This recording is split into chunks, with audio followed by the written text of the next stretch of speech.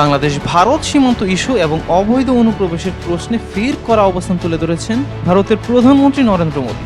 পশ্চিমবঙ্গ দিবসের এক অনুষ্ঠানে তিনি অভিযোগ করেন, দীর্ঘদিন ধরে পশ্চিমবঙ্গকে অবৈধ অনুপ্রবেশকারীদের আড্ডায় পরিণত করতে দেওয়া হয়েছে। শনিবার পশ্চিমবঙ্গের হুগলির তারকেশ্বরে আয়োজিত অনুষ্ঠানে মোদী বলেন, দেশ ভাগের সময় থেকে শুরু করে পরবর্তী কয়েক দশক পর্যন্ত কংগ্রেস, বামপন্থী দল এবং তৃণমূল কংগ্রেস দূষণের রাজনীতি করেছে। এর ফলে সীমান্তবর্তী অঞ্চলে নানা সমস্যা তৈরি হয়েছে বলে দাবি করেন তিনি। ভারতের প্রধানমন্ত্রী আরও বলেন, পশ্চিমবঙ্গের ঐতিহ্য ও সাংস্কৃতিক পরিচয়কে দুর্বল করার চেষ্টা করা হয়েছে।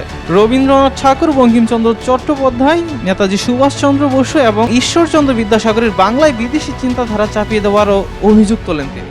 সীমান্তে কাঁটাতারের বেড়া নির্মাণ প্রসঙ্গে মোদী বলেন, আগের রাজ্য সরকার জমি হস্তান্তরের কাজ আটকে রেখেছিল, তবে বর্তমান পরিস্থিতিতে সেই প্রক্রিয়া এগিয়ে নেওয়া হচ্ছে। একই সঙ্গে দেশভাগের সময় বাংলাকে পাকিস্তানের অংশ করার প্রচেষ্টার কথাও স্মরণ করেন তিনি।